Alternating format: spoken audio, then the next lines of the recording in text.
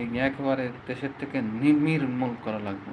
আওয়ামী লীগ যেরকম নির্মূল হচ্ছে, এই ফ্যাসিবাদী বিএনপিকেও নির্মূল করা লাগবে। বাংলাদেশে আগামীতে বাংলাদেশ জামাত ইসলামের বিকল্প নেই।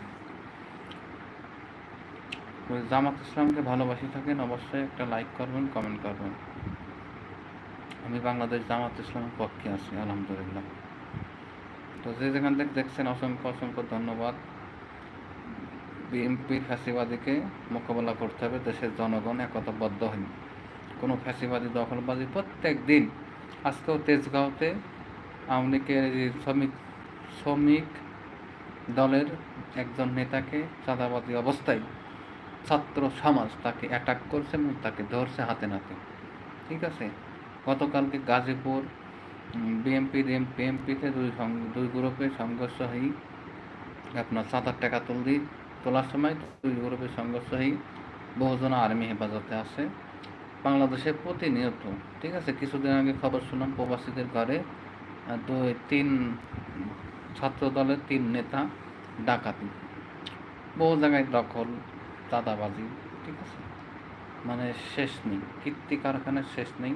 তো ফ্যাসিবাদী বিএনপির বিরুদ্ধে আমরা দেশের জনগণ রুখে দাঁড়াবে এবং তাদের মোকাবেলার জন্য যা যা প্রয়োজন তাই করতে হবে। কোনো ফ্যাসিবাদী, দখলবাজি, চাঁদাবাজি, নৈরাজ্য কোনো দল এই দেশে থাকতে পারবে না। ঠিক আছে, এই দেশ আমাদের জনগণের দেশ। এই দেশ কারোর বাপের দেশ না, এই দেশ কারোর স্বামীর দেশ না, এই দেশ কারোর মানে কোনো কেউ অধিকার এই কথা কেউ উচ্চারণ করতে পারবে না যে এই দেশটা আমার বাপের দেশ, এই দেশটা আমার স্বামীর দেশ। ঠিক আছে, এই কথাকে উচ্চারণই করতে পারবে না।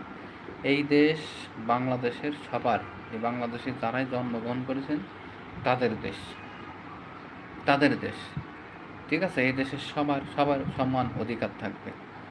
কোনো দল আসি বলতে পারবে না, কোনো ফ্যাসিবাদী বলতে পারবে না এই দেশ আমার।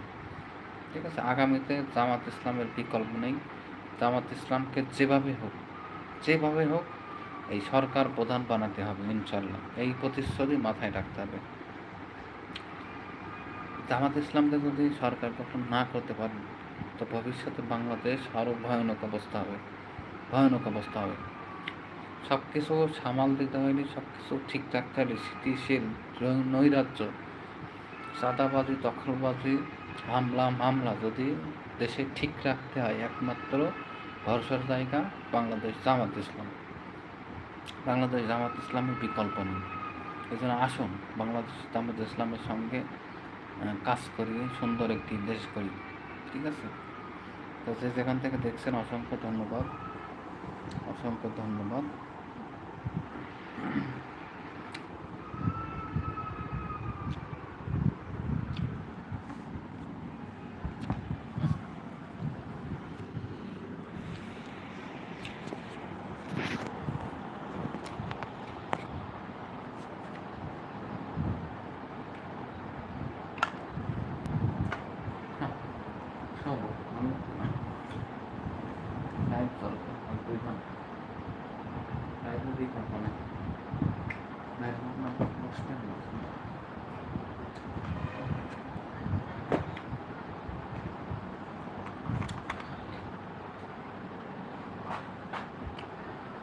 ভাই মিষ্টি কেনেন দ্রুত, মণিপুর রাজ্য স্বাধীন লাভ করেছে, মিষ্টি বিতরণ করতে হবে।